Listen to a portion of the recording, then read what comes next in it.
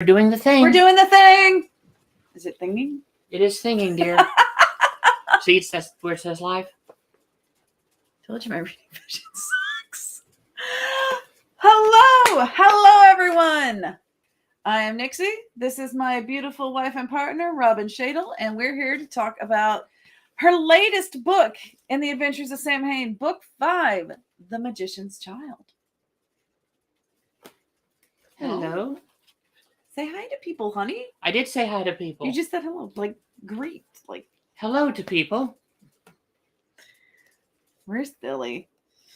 All right, so Book 5. Are you excited? It's taking a little bit longer than I thought it was going to get it out, but I did kind of want to get a few other projects under my belt, give it some time, given that while it's still a standalone, it is also a direct continuation of Book 4. Kind of wanted to make sure that people had time to read it. Crossroad Blues, probably my favorite title, although Magician's Child is definitely my second favorite so far. There's some good titles. Do we have a title for Book 6 yet? Blue Moon. Going good again. Because 2 cases in 1 month, just like 2 full moons in 1 month. It's going to be, been a bit complex to outline. Poor Sam. Poor Sam. Well, those are going to be the easy ones. Alrighty. So, tell us a little bit about the book and what inspired you this time around. Okay, well, as those who read Crossroad Blues, things heated up because the Order of the Dragon has found them a soul collector. A soul collector who was sort of yanked out of hell 30 years prior by Sam's father and his arcane master, just to prove that you could extract souls from hell and put them into new bodies. So a lich who didn't plan on being a lich. And in this case, they chose Dr. Johannes Faust, feeling he would want to be out of hell, given that he felt he was betrayed at the end. And since Sam fought him in the last book and lost, womp womp, which is only her second loss of any case, the second time she's failed in a case, so she's kind of salty about that. Plus, there's that whole, the devil decided to call in the deal she made and gave him a blank check 6 years ago, and said, you're going to bring his soul back to hell or you're going to take his place. You have until St. John's night, which was 2 months away from the middle of the last book. Is it, okay, St. John, is it a specific night of the year, or is it like Mardi Gras or Easter and changes every... St. John's night is the summer solstice. Okay. If you're familiar with Fantasia, the Night on Bald Mountain, the full title of the piece is St. John's Night on Bald Mountain.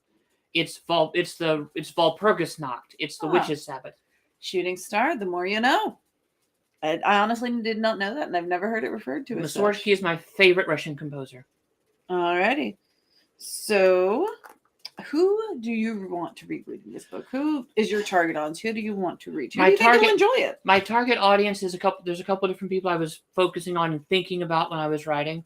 Queer people, for one. Woo! It is primarily a queer-focused cast, as anyone who's read my books will easily discern. I do let the straights live from time to time. I don't bury the straights. I mean, they exist. If you know the trope I'm referencing, you understand what I'm saying. But queer people, and specifically when you look at the length of my books, they're about half the normal length of an urban fantasy. For most writers, they're about a quarter of the length for a Jim Butcher novel. But that was intentional because as I've gotten older and my ADHD has gotten more problematic, and with my teaching schedule when I was teaching, if I put a book down for a week, I'd forget where I was, and then I'd start from the beginning, and then I would get mad because I would start to remember things, and I would put the book down and just not pick it up again. Not because the book wasn't good, but because I was mad at myself. So I chose a length to sort of appeal to those who have neurospicy issues.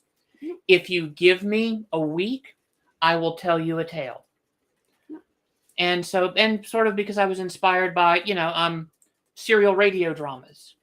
The idea, and if you look at epic narrative, the great epics of myth weren't told one long tale at a time. They were small episodes that could be picked up and told when situationally appropriate. And so, like a serial radio drama, like with Supernatural, the idea of each book is an episode, and each one stands alone, but there is an overarching storyline. And we might come back around to that later and discuss like who the Dreamcast would be if they were going to do a movie or a radio drama. Be fun. Perhaps. Alrighty. So I know you have a very thick research background as far as researcher. What kind of research did you do for this book? Did you enjoy it? I'm sure you did, knowing you. I mean, a lot of the research was, there's different types. Having not been to Leipzig in a couple of decades, I had to make sure some of the buildings I wanted to reference were still around. Same thing with Hanau. I haven't been to Hanau in a long time, so I had to make sure some of the places I thought about having Sam and Destiny appear would still be around, so that way people could, if someone, oh yeah, that's still there. But if someone fact checked, one of those annoying things for me is when you're reading a book and you're engrossed and you're like, but that place closed 10 years before this happened. So that was probably the biggest part. I brought a lot of the stories that my grandmother told me growing up, the Bush Großmutter, and some stories featuring her got referenced. I did a little bit more German historical digging because there's a lot of people who are referenced whose names are historical figure names. There is a headless rider, a Wiederganger, if you're German, a Dullahan if you're Irish, the headless horseman if you're Washington Irving. What was the German name again? Wiederganger. That might be my favorite German word. It's Panzerschweine. You can't be Panzerschweine. I love Panzerschweine. But I wanted to infuse a sense of this could actually be something. This could be history. As problematic as Tim Burton has become with some of his opinions, the whole black people have no place in my world, which people of color have plenty of places in my world. I wanted to build a world where there were historical reference. So the name of the Headless Rider is a historical name of a Polish mercenary who was beheaded in this what is now the German state of Hesse. And there's a Grimm agent, Florian Geyer, who is named for a German knight who led a peasants' rebellion in 1524. Really? That was the last time my family was on the right side of history in siding with Florian Geyer, which we will be coming back to talking about family later. Right. So about how long did it take you? I know usually you're writing a couple of different projects at once. No. That is something that I've just started doing. Okay. Well, anytime I've talked to you recently, sometimes you're working on different things. So just from what I've seen and when I'm like, hey, baby, what you doing? So how long did it take you to write this one? And what is your writing process in general? Aside from sitting on the sofa snuggling cats. Or pushing them to the side so they can snuggle me and I can actually work. But Truth. No, I want to say it took me 2 months to draft. Sam comes pretty quickly, maybe 45 days most. It's one of those things that I work, her books come real quickly. Other things take a little bit longer. The project I'm working on now which we get to later, is coming just as quick, which is interesting to me. Writing process, I brainstorm some ideas for a case. If I find like a cool monster I want to work with, or a cryptid or a folklore being, okay, well, I've got this. What are some types of trouble that they could get into? What are some things that could happen? Then I sit down and I outline. I go scene by scene. I know about when I want certain big things, like, oh, within this time frame, the case needs to reveal itself. We need to have the first twist where something doesn't go right. We need to have a second twist where something else doesn't go right. This is where Act 2 should roughly end, so something needs to fail, but not catastrophically. And so that's once I get the outline in place. I mean, I had this book outlined probably about 4 months before I started writing it, just because I was doing. I think when I started, I was working on The Alchemist Rose, and then just doing some weird things like trying to do some short pieces that are up on my website, some flash fictions up on there, and then working on a couple of. I still haven't finished Sam Hain and the Dungeon of Destiny, which I might go back to soon. Can we talk about that for a second? In a bit. I'm excited about that. I mean, that was put on hold because of the open gaming license fiasco with Wizards of the Coast, but I can't really do it with any other system because of what I need. But if you want to talk about it briefly, we can talk briefly. So the whole plan for that is to have basically a short story written where Destiny talks several of the series regulars into playing D&D, but to actually include an adventure module with it that that fans can play at home. The plan is to do 2 editions. Mm-hmm. A standard edition, which is just the story, and sort of a deluxe edition, which will have the module, the maps, the stat blocks, so that if anyone wants to run it, they can. And my plan is to have the proceeds from the special edition go to Extra Life, which is a gamer's charity benefiting children with cancer. Which is wonderful. And I'm trying to figure out a way to set that up for perpetuity, or at least for a year or so, without, with minimal math on my part. Right. And every once in a while you take the laptop outside the house. Where are your favorite places to write aside from our sofa? I mean, when you were a PJ's regular, I would write at PJ's when I had the time. No. But since I do have a 40-hour-a-week desk job, and the car died, and it's getting hot, I'm not going to walk down there. Yeah, it's a bit of a walk. But I mean, I enjoyed writing at PJ's. I brainstormed the series and have all my world building in a notebook that I brainstormed at Smiling Dog back when it was the Londoner. I mean, I enjoyed writing from pool halls, but I also don't miss having to stay up until midnight, 1 a.m. That's my fault, y'all. I play APA League pool, and there have been a lot of days where I've talked her into going with me for moral support, mostly because I do tend to play better when you're there. You do.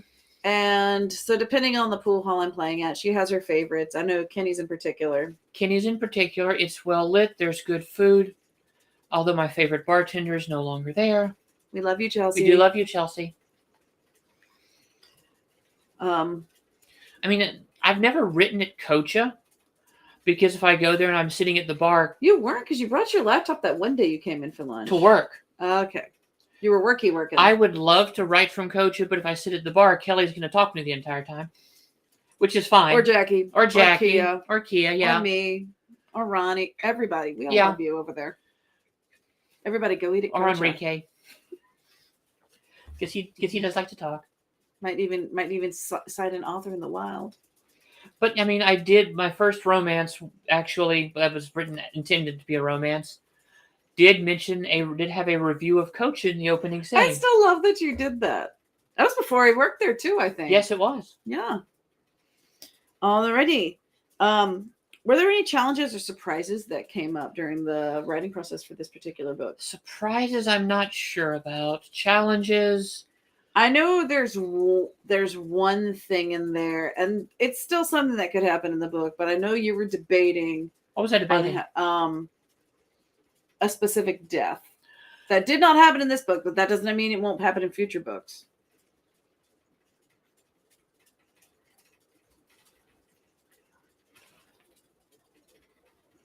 Who? Oh. I'm trying not to do spoilers, y'all. Yeah, okay, that was yeah, because you and I discussed that a couple of times because you were debating on it, and I was like, don't do it. That would be...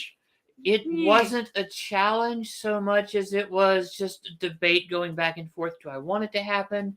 Do I want it to happen now?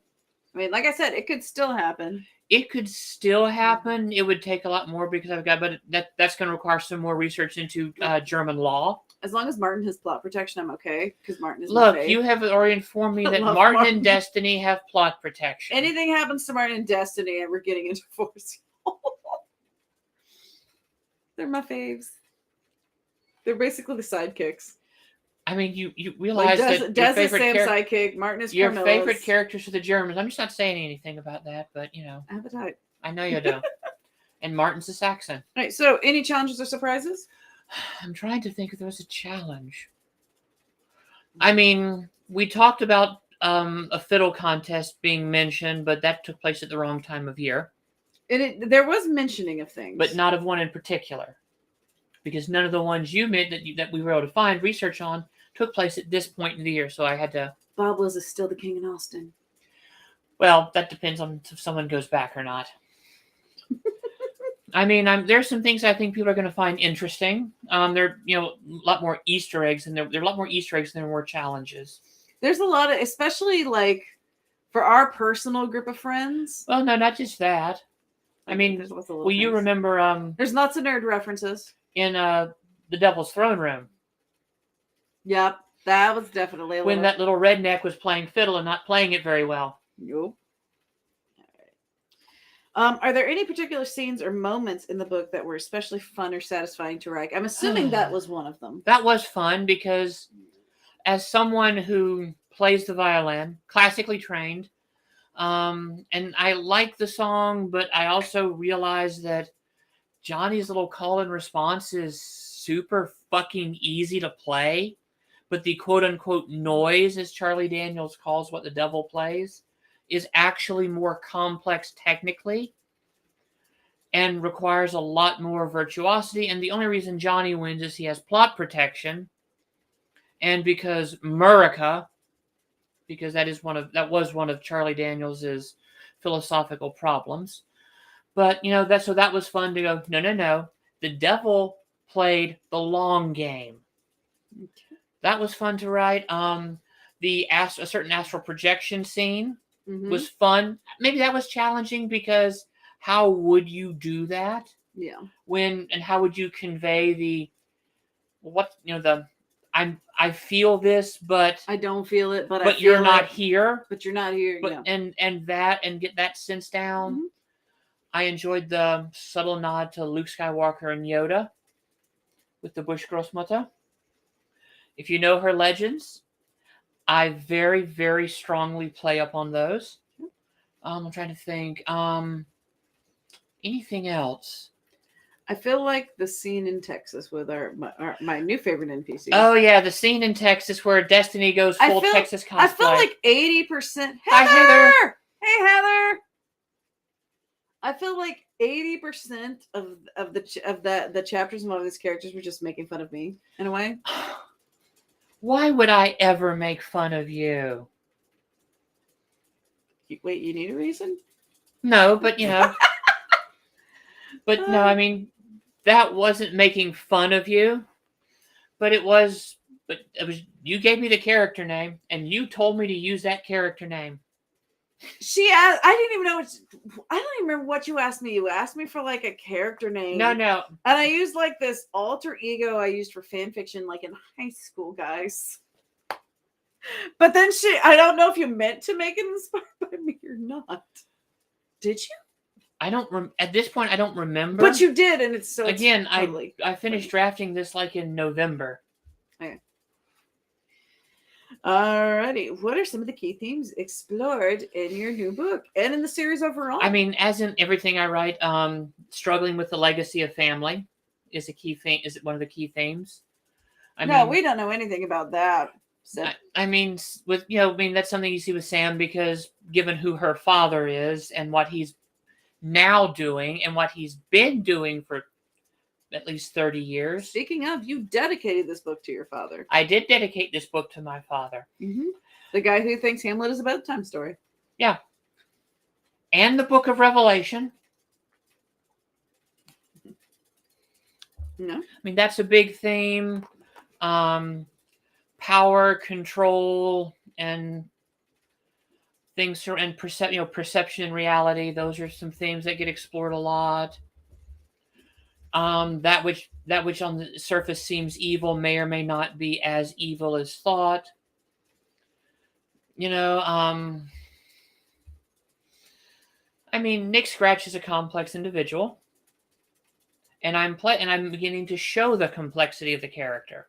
We don't see him that much in this book, though. You don't, but what you see, and I'm not giving spoilers away, but you see the demandingness, you see the ruling in hell, you see when an opportunity presents itself, how I can make use of this.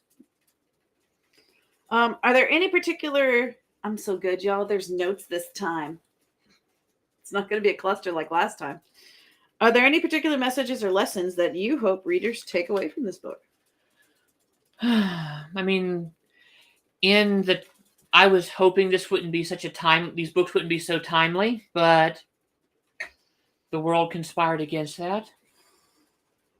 But the importance of found family, which goes back to the themes, because what Sam had to lose was found family. Sure, she was going to lose the success she's been having the last few months, but her friends, her lover, the people who stood by her when there was no one else doing so. The importance of that found family as opposed to your blood family, the importance of, even when it sucks and it's hard, working to continue and to trudge forward. And this isn't something that's easier said than done. This is something I have to do every goddamn day in this, dumpster fire of a fucking country where our rights are being eroded, where attacks on my humanity and the humanity of Black people and brown people and women in general are all being stripped away piece by piece. And so the importance of standing up, the importance of, when you find a way that you can, we can critique heroic tales with the idea of the big named figure who stands up, but Sam couldn't stand up if she didn't have the people around her. Katniss couldn't be the figurehead if she didn't have the people around her. Luke Skywalker wouldn't have gotten to the fucking second Death Star if he didn't have the rest of the rebellion. You can't do it alone, even if the story focuses on one. And that may change. Lord of the Rings. Frodo never would have made it. Were it not for Sam, definitely Frodo wouldn't have survived. Everybody. Everyone really played a role. And that was Tolkien's thing. Evil wins when good people do nothing. Even the smallest person, a halfling, can turn the tide of a great war. And so that's the bit. And I know my books are dark, but I'm hoping that through on that people recognize that there is light when you continue to move. You're right, Heather. A good hero's journey is never taken alone, even if the focus is on the one. Heck, Beowulf would not have gotten as far as he did against the dragon were it not for Wiglaf, who stood by his side after the 11 veterans turned tail and ran. In hindsight, when is your Beowulf paper getting published? I have no idea. That journal's been so slow. Oh. All right. So let's talk about some of the key characters in the book. Okay. We have a lot of returning characters. The main cast is still there. Sam, Destiny, Carmilla. My boy Martin. Martin. Sam's dad has a minor role. Donald Haynes, a little bit in it. Destiny's dad. Destiny's dad is in this. He's a minor recurring character, but they're in Germany, so you can't get away from the Grimms. Did we bring the wine bottle? 9. Pouty face. There's a reason for that. But let's see. Those are the Nick Scratch and Lilith are in it. Lilith's barely in it, but that's because she didn't have a lot of role. They're both sort of in it. They show up when necessary. Oh, there's a cameo. We have Sam's mom is in it. We have a Monster of the Week game going with a couple of friends that takes place in Butcher's Bend. And there are references to my character, Lennon, which I think is hilarious. Those are the main characters. There's some new characters who are introduced. I'm sure you want to talk about them. My new self-insert character for this We're gonna. Joanna named a character after like this little alter ego I had for writing purposes in high school. She asked me for a name and I gave it to her, Angel D. Borland. And like literally, so fun fact, our very first date, I wore a purple flannel shirt. Yes, you did. And so she's wearing a purple flannel shirt and a shiny ribs shirt. Although I don't have that specific shiny rib shirt.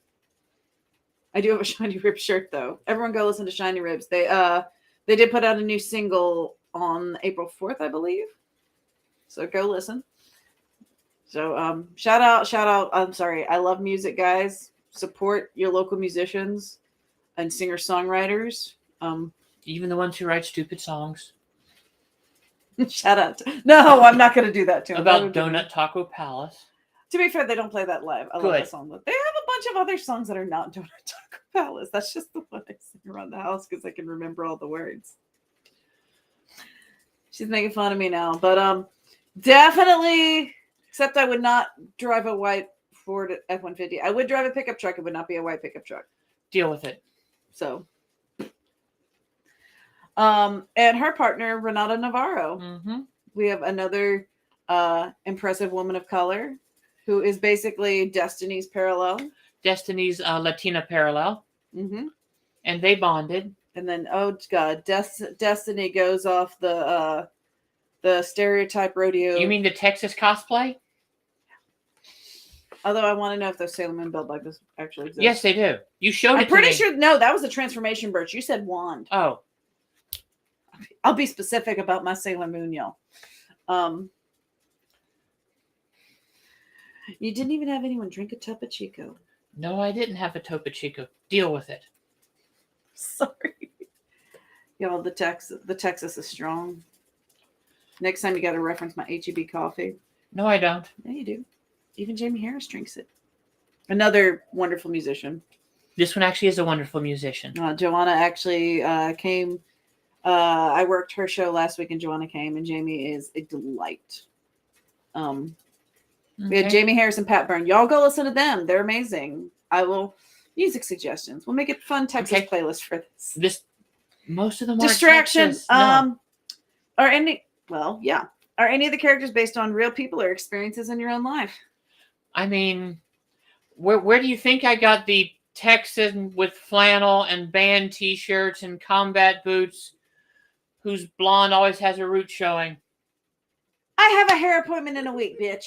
Oh my God. The audacity. And I can't find one of my combat boots. That's been a joke for like 3 weeks. Well, you could Which find is it. after she wrote this book.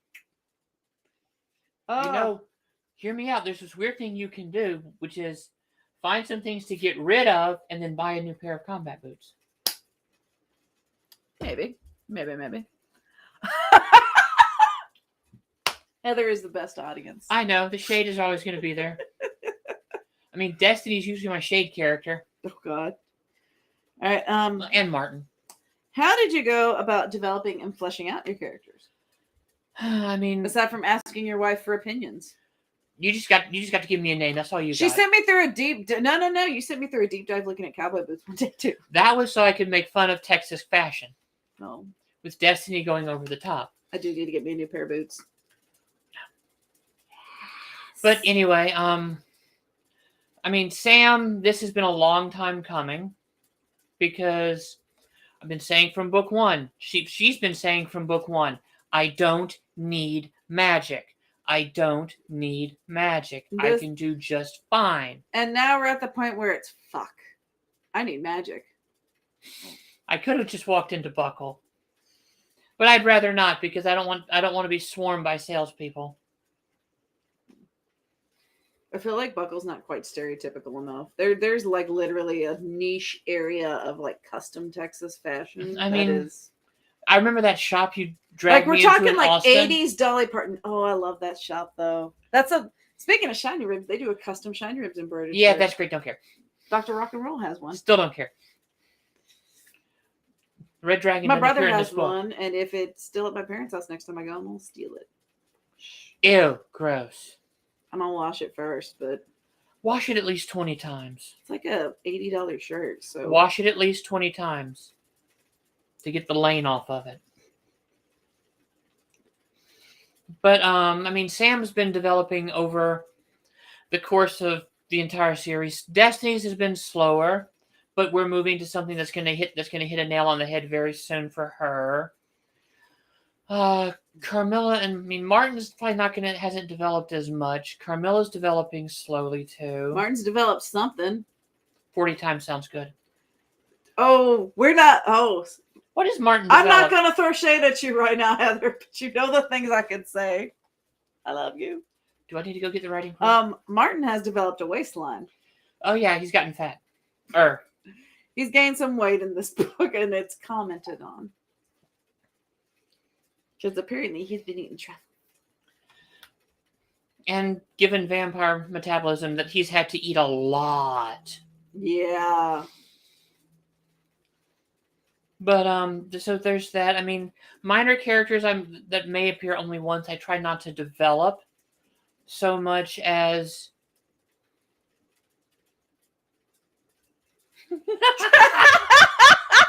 no.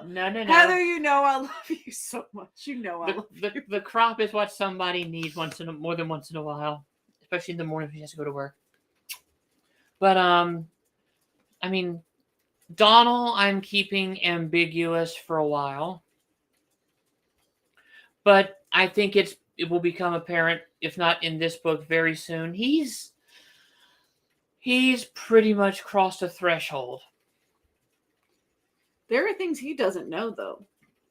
There are things he doesn't know, but there are things he has done. I'm curious to see how he reacts to the thing that Sam now knows. No spoilers. Sam now knows a very big secret, and I'm curious to know how Donna would react to that very big secret. We'll find out soon enough, I promise you. All right, I'm sitting back. It's going to make me look shorter than you, but I don't care. Yeah, well. All right, are you working? We already did that one. What? Are you currently working on any new projects? I mean, there's a few things. I know Alchemist Rose. No, the Alchemist Rose is just waiting to be released in June. Okay. Well, you're finished with Alchemist Rose. I finished that. But that is a project that is coming out in the future, so yeah. Talk about it. It is a romance novel. It is a sapphic romance set in a... Do I know how many books the series will be? No. The first arc will be 7 books, so 2 more for that. Then a brief hiatus while I plan what will either be a very large book or a trilogy. The War of Autumn's Twilight. We should give Heather a cameo in the next one. And then whatever happens after is going to take a while because I'm really trying to make sure that what happens doesn't mirror current events. And a certain group of people are making that really hard because they're coming up with things that I would have said are hardly believable in fiction. But there is a definite plan to finish, and then I might just do one-offs every so often with individual case files. But next month there will be a short story coming out. It will be ebook only because it's too short for anyone to print. It's only 10,000 pages. Heightened Stakes. It is a very small individual case that will take place between The Magician's Child and Blue Moon. And that's Sam and Destiny? Sam and Destiny. I would love to see an Angel and Renata short story or that's got to be... I'm getting Heightened Stakes out. I'm working on a couple of things. I've got a dark gothic fantasy that I'm just started. Well, just started. I'm 20,000 words into it because it's come really fast. Yeah. That's set in a world I've created. Again, different pen name because when you change genres, you have to have a different pen name because that now is considered a brand. So that will be under the name Rebecca St. Clair.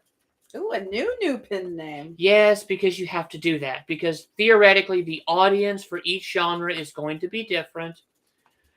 How did you go about choosing that pen name? I've been thinking about it for a while, and I'm sort of pissed I didn't think about it for the romance novels. Because it's not like a great romance novel pen name. We have R.S. Parker for the romance. That's R.S. Parker, but The Alchemist Rose is coming out. It's a grad student moves... And that one is R.S. Parker. Yes. a grad student moves to a small, isolated town in the Poconos of northern Pennsylvania because her great-grandfather leaves the house to her in the will, but her family, which she didn't realize, was living off of his money most of her life because her dad makes shitty business decisions, and squandered the money he made. In the will, she has to move to it and within 3 years marry a man, which of course leads to the tension because she's a lesbian. Or as her mother says, it's just a phase. So, and she happens to meet a reclusive toy maker who, due to a series of childhood traumatic events, only speaks through the town to other people through her marionette named Iskra, which was made for her by her own mother, whom she learned how to make wooden toys from. And that it is very, very heavily influenced by a lot of Slavic folklore. You're getting into creepy doll territory. I don't like it. It's not a creepy doll, I promise you. She acts like she's a creepy doll, but she's not a creepy doll. Okay. I've also got one I'm slowly working on, a succubus who's not good at succubusing. Moves to a small town, and because someone with the same name, Dot, has a grandfather who dies, and the will is read, and the granddaughter with the same name as the succubus is given the farm. And she doesn't want to have her corporate job. She doesn't want to be a farmer. She wants to be a baker. So it's meant to be a very cozy romance. Not sure what's going to happen because I just put that on hold around chapter 3 because the dark gothic fantasy won't leave my head, and so my ADHD is demanding it get written. You're gonna have I do lots of folklore. Anything else readers can expect from you in the future? I mean, check the website every so often. I'm trying to do some flash fiction, and eventually once I get enough of that, because I'm trying to base it on like little occult games like Bloody Mary, Light as a Feather, Stiff as a Board, and then various like advice women are given, like about going out to not attract negative attention, and really turn those things on their head in a really dark and gothic way.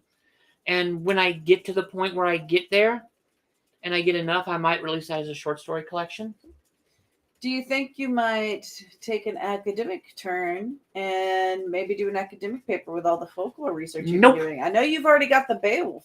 I have no desire to go back to the academy. Okay. Yes, that was one of the ones you read.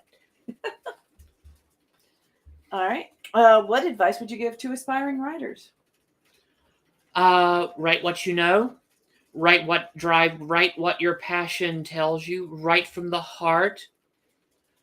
Don't listen to the idiots who tell you have to always be writing. You have to write every day. It's okay to take a break, y'all. It's okay to take a break. As long as you don't George R. Martin it, you're good. Sometimes you just... Okay, well, this isn't about George R. Martin. You know what I mean, though. Yes, but I know there's memes all over the writing culture on the internet, and it's turned into a joke, but you deserve to rest. Self-care. We all deserve to... Some days, you've got a headache. Some days you're sick. Some days your ADHD or your other neurospicy acts up.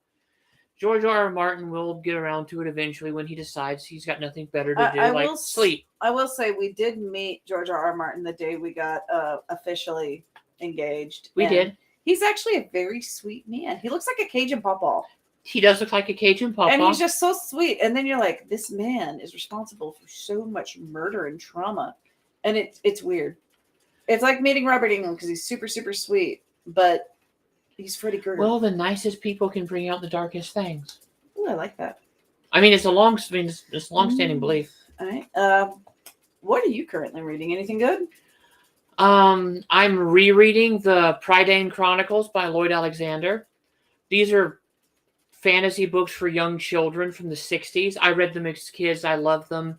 If you've ever seen The Black Cauldron, The Black Cauldron is the second book in the series. And I'm trying to, and yes, they're dated because they're the 60s and they assume only straight boys read fantasy, which has probably never really been the case. But so they are dated, but I'm still enjoying them. I'm not so much reading them as I'm audibling them, because thanks to Audible, I can actually get through books now. The last book I read was Legends and Lattes, which is the original cozy fantasy about a female orc barbarian who retires from adventuring and opens a coffee shop. As the author, Travis Bartrey, who narrates the book because he was an audiobook narrator and then decided to try his hand at writing during the pandemic, as he said, it's high fantasy, but it's low stakes. It's the first book in a long time that made me cry.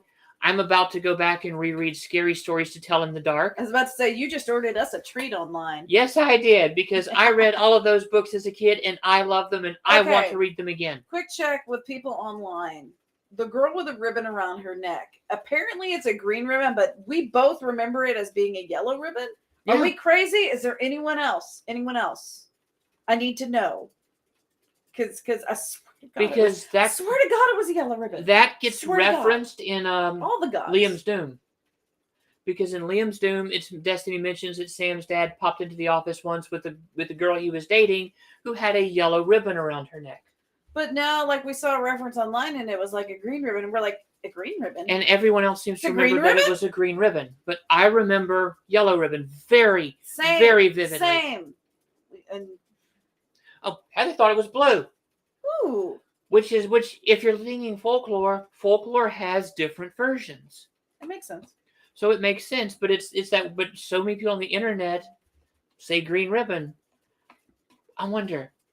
I need to go back and watch Return to Oz because Princess Mombi might have had the yellow ribbon. I'm Googling this right now. Not right now. Yes, I am. Let's finish this. Well, our next thing up is audience questions, and we have Heather. I think that's just Heather. Right now it is just Heather. There were a few people earlier. We don't absolutely. You can see it in your head. I can see the yellow in my head. Princess Mombi right now. So talk to Heather. Okay, fine. Well, since I'm looking this up. The golden retriever has to go and fetch. To be fair, we were absolutely both traumatized by that movie as children. That was, Return to Oz was the only movie I ran out of crying in my entire life. But, I'm trying to think of a few of the things that we didn't It looks mention. like she has a gold choker. Okay, so that might be Princess Mombi. No, because I distinctly remember something different. Maybe, but at the same time, Mombi has seared herself in my head. And the aesthetic of Return to Oz, which is something I still remember. You need to rewatch that. I know I do. Just out of curiosity. Heather, come over for movie night. That is one thing I've been doing a lot and thinking about doing a lot and blogging about lately has been going back and rereading the books and watching the movies that I loved as a kid to see, as an adult, do they hold up? Everyone I mentioned Tolkien, people are all go, Tolkien will hold up. I'm like, I can't read 20 pages describing a single tree. Tolkien and George R. R. Martin, I love them both, but they both have that same problem of going off on these tangents, whether it's a descriptive tangent or whether it's like the family tree tangent, as I like to call it. Sweetie, Jim Butcher has that problem too. I love Jim. Jim is a sweetie. What? Doesn't matter. Speaking of authors I've met. Laurel K. Hamilton might say otherwise sometimes. I have not met Laurel K. Hamilton. I have met Jim Butcher. But no, I've played Battletech with Jim Butcher, yes, which dear. I think is cool. But no, but it is a thing with fantasy, especially male fantasy writers. Heather's reading Throne of Glass. I love that series. I love Sarah J. Maas personally.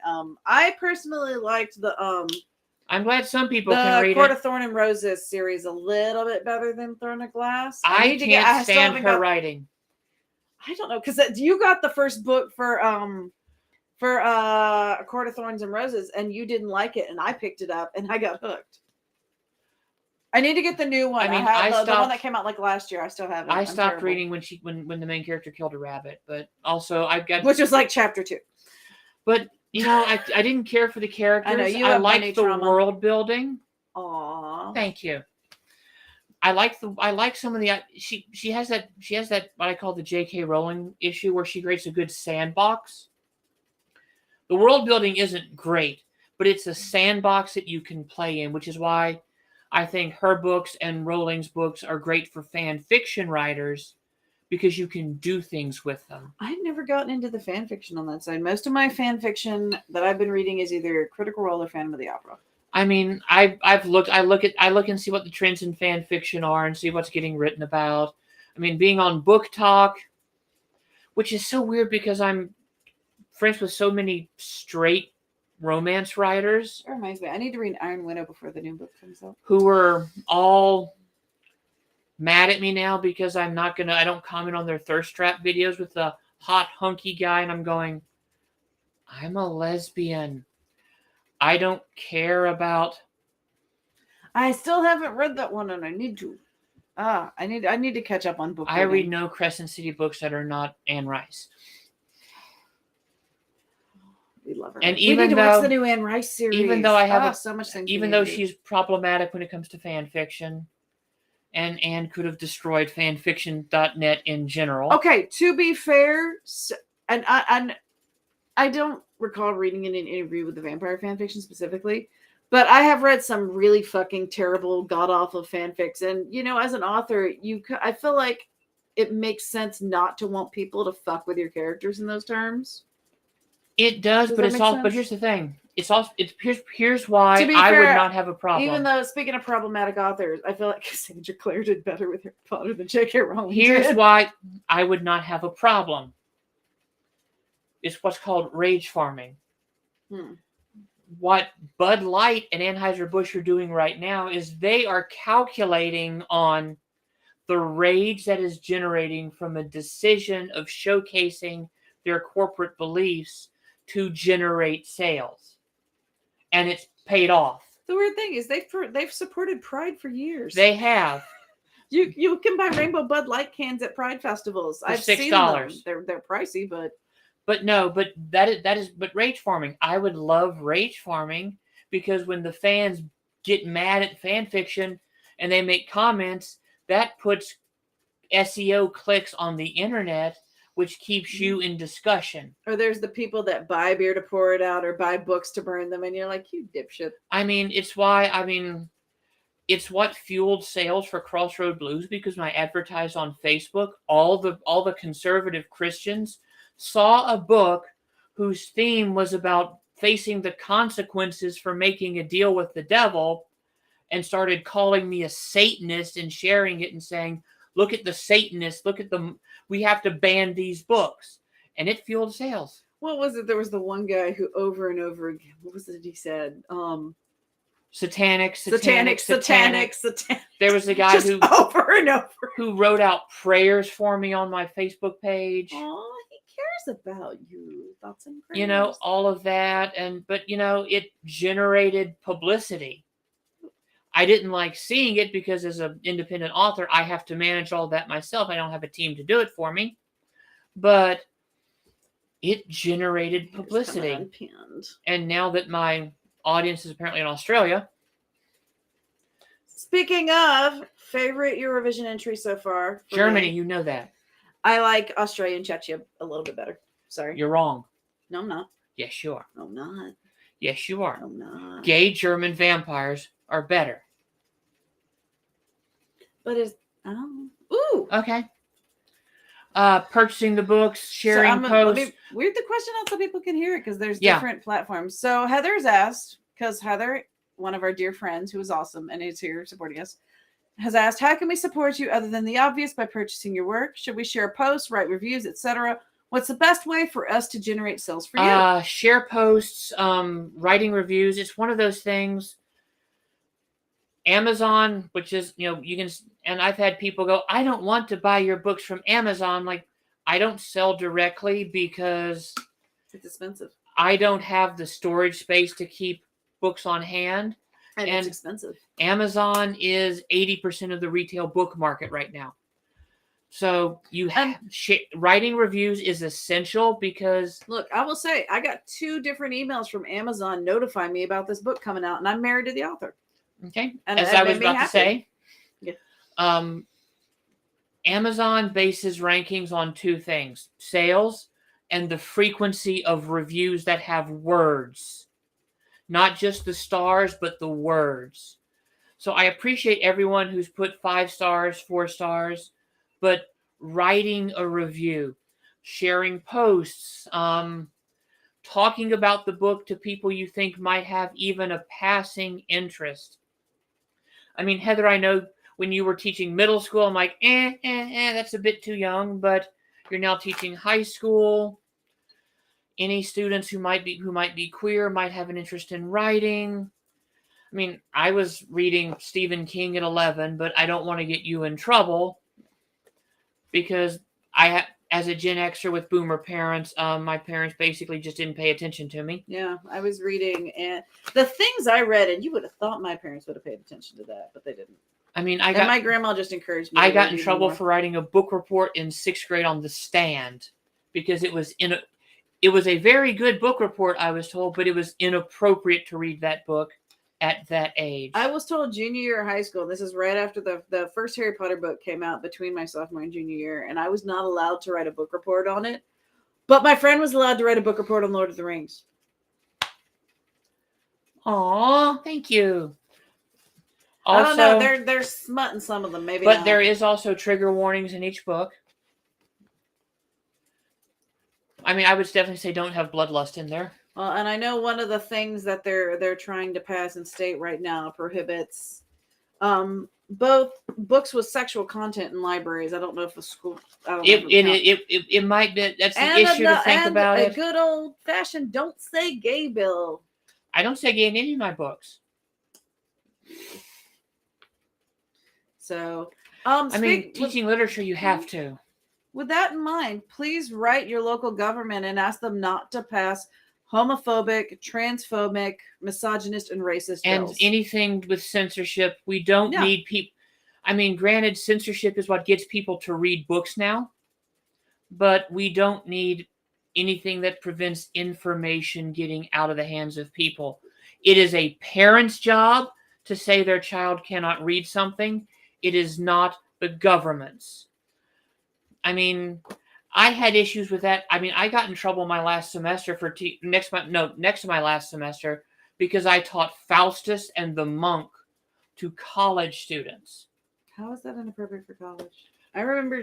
I know, but some people complained at the lack of Christian values. Ooh, debating books. I like that. But they complained of the lack of Christian values and the fact that Faustus makes fun of the Pope. I'm like, Marlowe was very anti-Catholic and possibly an atheist. And bisexual. So was Shakespeare, probably. But, banning for the rhetorical analysis unit, that's a good place for it. Because it helps you, because it makes you think through the argument, and it often leads you to change conclusions. So, but no, please. I mean, I would say we are in unprecedented times, but I hate to toot my own horn, but I saw this coming in 2013 with my dissertation prospectus, and I think in 2016, most of us knew we were on the precipice, but we are here where we are. And as I said earlier, if good people do nothing, that's how evil wins. I will say, Louisiana seems to be the safest state in the South so far, which weirds me out. But it's not going to stay there for long. Well, there are 2. There is anti-trans and an anti-queer in general bill that they're trying to pass. There's also a bill up that provides workplace protections for the LGBT community. So, which might be because our economy is so shit and we can't afford to lose workers. Hopefully that will pass. Fingers crossed. I know, Heather. It's not for long. And I am afraid if a certain candidate becomes our governor, it will get worse.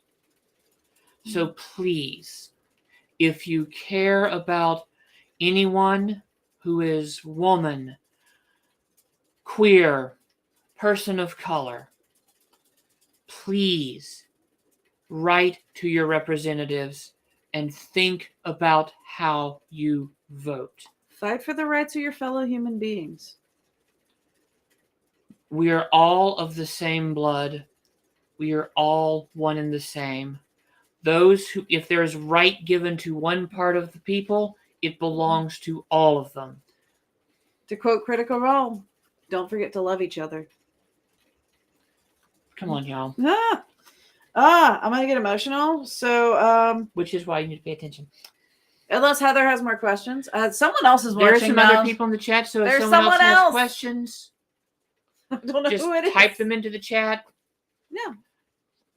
If you want to type it in, let's show the cover of the book again because it's so pretty. Well, we will. It's a good cover. You have such good covers. If you look at the cover of Crossroad Blues, the same artist did it from the same photo shoot. And shout out to my wife for having them put a number on the side. I don't think the previous ones have a number. Yes, they do. Do they? All of them have numbers. Number 5, because I get confused easily. Not counting the prequel. Not counting the prequel. But again, for those who are concerned about things, other than the first book, because I wasn't sure how to go about doing it, all of the books now have trigger warnings. It's on the copyright page, right at the bottom. It will tell you, or they should. I think there are a few copies of Carmilla's Ghost that got out without the trigger warning before the printer changed it. But they all have trigger warnings because I do want to make sure that people know what they're getting into. So let me put this down over here. So just so we're clear, for The Magician's Child, this book contains references to and depictions of trauma-induced nightmares. There are sexual situations between consenting adults, and there are graphic depictions of realistic and fantasy violence. Which I know you've mentioned earlier about magic, because there is a lot of magical combat in this one now. And you went very medieval with a lot of the inspiration for. I did. I mean, and then you went very not Mother with the bush goddess. Here's the thing: because Faust is a medieval magician, his magic is medieval. What Sam does in the earlier books is very inspired by the Hermetic Order of the Golden Dawn, which is the order upon which the Astrum Argentum was based. The Bush Großmutter being more of a natural fey creature, more of an earth, more of a natural magic type of thing, looking at different philosophies of magic. I'm trying not to do a Vancian magic, which is what you see in a lot of fantasy, where you have to memorize your spells every day, and you can only cast them a certain number of times. It's D&D. It's based on the Dying World You series have this many spell slots. It's based on the Dying World series by James Vance. Good series. Not one of my favorites, but it's a good series. It's an influential series.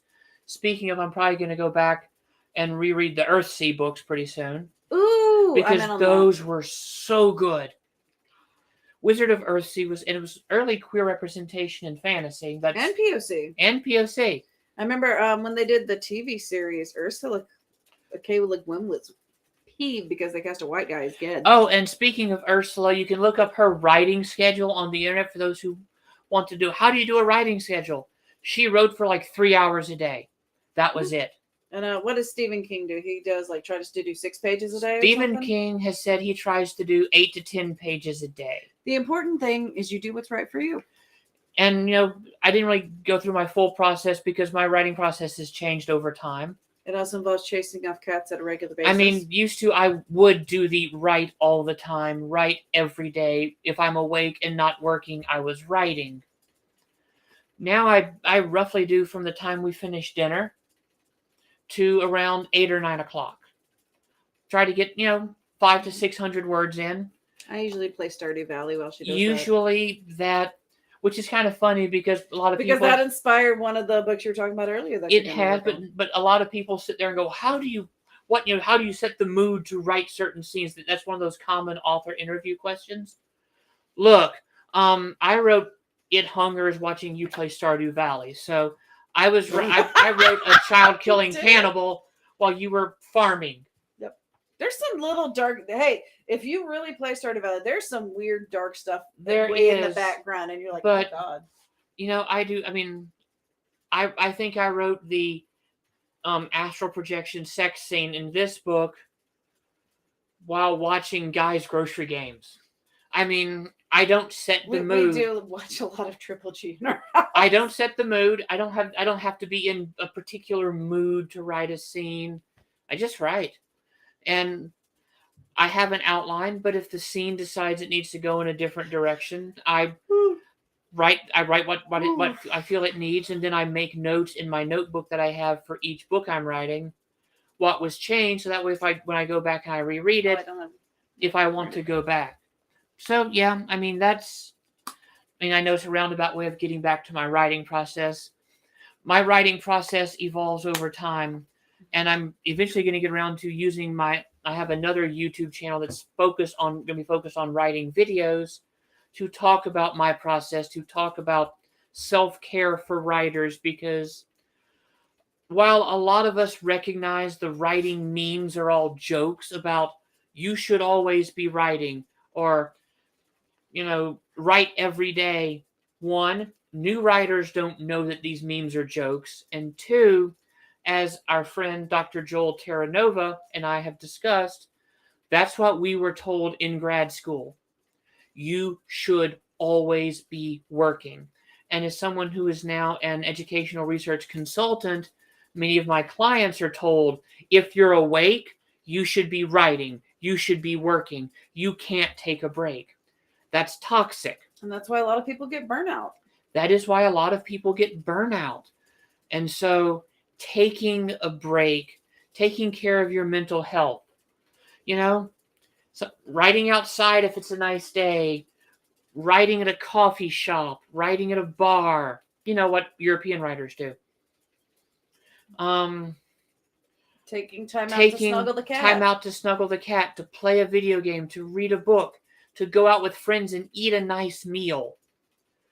Taking time just to be. We have set game nights, which I think is helpful. Have set game nights. And if I leave anyone who ever sees this here or in the future, because these will remain up on my Facebook and YouTube channels, with any one piece of advice, in a world of stress and struggle, it's not selfish to take time out to rest. You cannot fight if you're exhausted. You cannot heal others if you are drained. You matter, so take the time to heal. If that's any message, that's what I want to leave anyone with. She's telling it to me because I work way too much. Yes, I am. Here's my book. Where'd you put it? Where's your book? It's right here. I do believe it is about the time to say goodbye, because... Is there anything else you'd like to add or share with the audience before we go eat cake? We will be going to eat cake. We're eating a sunflower cake with lemon, lavender, and poppy seed. I love my job. Since you've mentioned music, love you too, Heather. Love you, Heather. There were songs that were part of the soundtrack that I had when I wrote this. The Thirsty Devil in the fictional town is based upon the song "Drink with the Living Dead" by Aurelio Voltaire. No, it is not by Aurelio Voltaire. It's not a Voltaire song. No, it sounds like a Voltaire song. It is by a gothabilly band from Austin, Texas, named Ghoul Town. I have thought that's an Aurelio Voltaire song every time I've heard it. You have thought wrong. And the original, the working title for this book was 6 to Midnight, which is also a line in that song. Do you have a Spotify playlist? Maybe we could post it on I the do have page. A Spotify playlist. I posted a while back. I can find it and post it later. But yeah, after 6 to Midnight, it was The Magician's Apprentice. I was thinking on The Sorcerer's Apprentice, playing on that because Sam's not exactly a very good student. I like the title you went with. But The Magician's Child has multiple meanings. And that was intentional because, and even you told me you understood the title, and then There you is read the another book. meaning, yeah. There is another meaning. There is another meaning. Because, and I've already hinted at something that's connected to, because I've referenced the Yoda illusions. No spoilers. That's not a spoiler. The fact that the Bush Grossmutter has a Yoda role. You go into the weird wilderness to get trained by a teacher who gives you weird tasks to do, specifically combing her nappy hair. Or her natty, tangled, bug-infested, frozen hair. Which is part of the Germanic tradition of the Bush Grossmutter. And a few other things for those who don't know, the Bush Grossmutter is the German version of Titania in certain parts of Germany, the Queen of the Fairies. Way less glamorous. Way less glamorous. Way less glamorous than Shakespeare. This is how you determine if someone is worthy of your secrets. If they are willing to help someone who does not appear comely, shall we say. I forgot that question. We said we were going to come out. Dream cast. If you were going to cast either a radio drama or a full-on film TV series, who would be the main cast? I don't know, but I should be thinking about it. We can agree Tom Ellis is Nick Scratch. He did so good in Lucifer. Why? Tom Ellis has no choice but to be Nick Scratch. If it's not broken, why fix it? If I could get the money, I would want Tom Ellis for Nick Scratch. He's perfect. He's because perfect. He is who I based the depiction of Samael. I'm sorry, I don't give a Jewish mythical figure a Latin name. He gets his Jewish name. And then of course Nick Scratch, because American folklore, that is one of the names of that the devil goes by. Mm-hmm. So all that's in there. Yeah, we're not recasting that. That's perfect. I mean, the reason I haven't done audiobooks, other than I don't know how to go about auditioning narrators, is because I don't want a narrator. We personally know one. We do? Yeah, I feel like you'd want a female narrator, though. I do want a... Who's the male narrator we know? David Wynn. Yeah, no, he's not going to... No. I love his voice. But I need a female narrator. But what I want... I still can't hear the Telltale Heart without hearing his voice. Again, I don't want a narrated audiobook. Yeah. I want... What I envision like is... radio play. A radio play. Like, again, I was inspired by the old 1930s and 40s radio serial. Ooh, Heather could narrate. That could be fun. Wouldn't mind it. The only problem with narrating any of these books is I feel so sorry because of all the foreign language. Heather can be Sam and I can be Destiny. You can't do a good German accent. Why not? You're close. I have been cast as Germans on stage long before I met you. A decade before we got married. Thank you very much. But I mean, I was... You can coach me on the dialect. I would have to. But... I mean, because I really wanted that radio drama, and so many audiobooks are going to AI narration now. Heather and I kind of already have a Sam and Destiny dynamic, though, when you think about it. Which I despise, audiobook narration being, done AI. I want actual people. I want people who can emote, who can change the pace. I mean, I have to listen to an audiobook at 1.6x speed. Otherwise, it sounds too slow and fake. Yeah.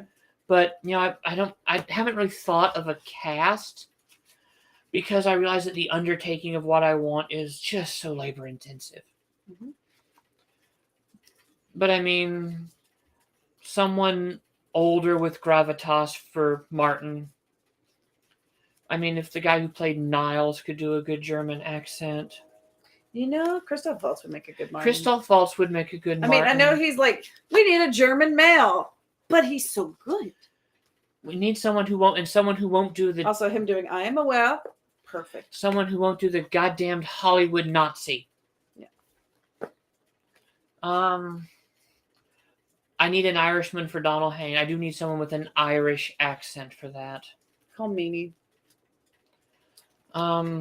Sam does have a bit of a southern drawl. Not much of one. Because she spent half her childhood in Ireland and then half in South Carolina. Mm-hmm. So that would be an interesting, and plus size. And she's got, if your radio drama doesn't matter. True, radio drama doesn't matter. But I do want plus size because she is plus size, and I've made a very big point of saying that. Destiny. Need a German or someone who can do a good German. Someone who can be perky golden retriever, but then bring the gravitas of dealing with PTSD. Mm-hmm. Carmilla, we need a mature. I just don't like a lot of I don't know a lot of German actors, so it's kind of See, I do, but because I think you want to get legit German and not American or British doing a German accent. But if Unless I it's Kate mentioned, Blanchett or Tilda Swinton. But then I need a woman of color for Lilith, who's also curvy, because Lilith does show off her. Yeah, that's the thing. Most audiobooks just have one or two narrators. Mm-hmm. And I know it, and I want to do it, but most when you start to put out things on ACX, it's you here AI, and I do not want AI. I could do it. I mean, we'll have to figure it out because it would take a long time, and I don't know how like audiobook narration works, and we don't have a soundproof booth. Yeah. So, I mean, renting the library space might be an option. Oh, that's right. They do have that recording space in the main library, or not the main library, but the library by us. I don't know if I could use AI. It could be in. Yeah, no. Yeah, don't. I was like, wait, I made a mistake. No, I have no desire to use AI. It's with the new project, which is dark gothic fantasy. I'm trying to find an artist for the cover, which I know will be a big expense.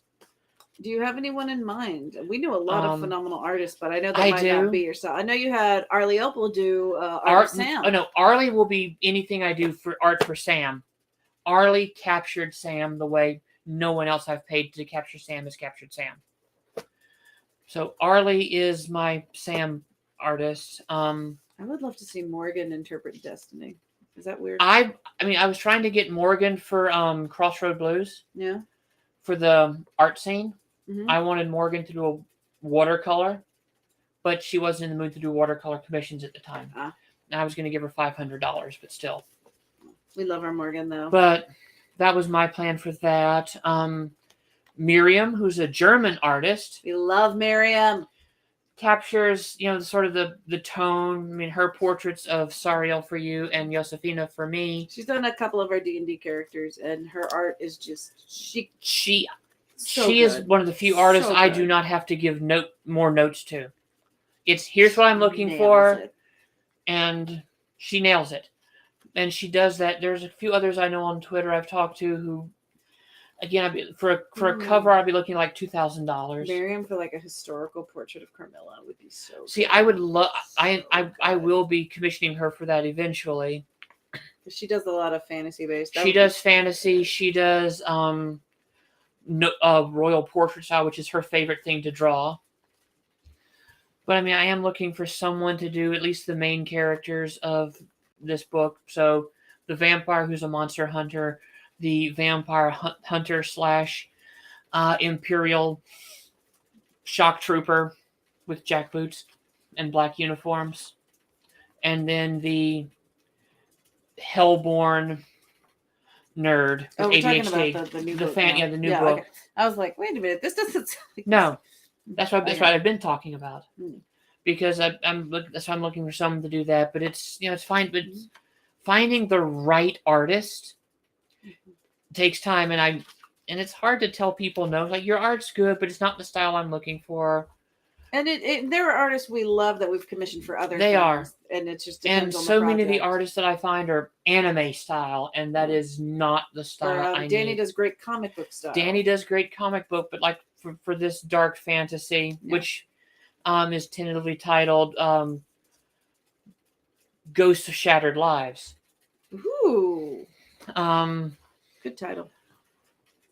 I need something more in the style of Bloodborne or Elden Ring, which I'm sure Danny could do, but when he does fantasy, he likes more of an American comic book, and it's cartoony, and it doesn't have the darkness and the dirtiness and the gravitas and because this is going to be, when I say this is going to be dark, this is going to be dark. Oh, Lord. This is going to make It Hungers looks like Dora the Explorer. I'm scared of reading this. Oh, God. Guess who gets to read it beforehand? Well, you haven't read Petals on the Page. No. You haven't read The Alchemist Rose. That's true. You haven't given me the romance stuff to read. I've offered them to you. That's true. I need to read them. And your response is no. It's I like romance, but I like it with more fantasy, more adventure, more action. Because getting lost in fairy sure has no fantasy, no adventure, no action. But anyone who's ever played D&D and gotten lost in fairy knows it fucking sucks. Yeah, I mean, you look out. You're not going to read The Alchemist Rose just because there's a talking doll in it. Nope. I don't do talking doll. I don't do creepy dolls, and I don't do clowns. Iskra is not a creepy doll. Mm-hmm. Iskra is a pit bull of a doll. And when you know the story, you understand why it's not creepy. Heather will proofread those. Okay. Send them to Heather. Because, yeah. That's some, I mean, it's... I mean, I know you need your fantasy and you need your action. I just like what I like. Well, you'll get it in Ghosts of Shattered Lives. Oh, if I could find someone to make Iskra, I would love it. Don't do this to me, Heather. Don't. Not cute. There's and the immediate pop culture influence for The Alchemist Rose does not feature as prominently as some people might fear.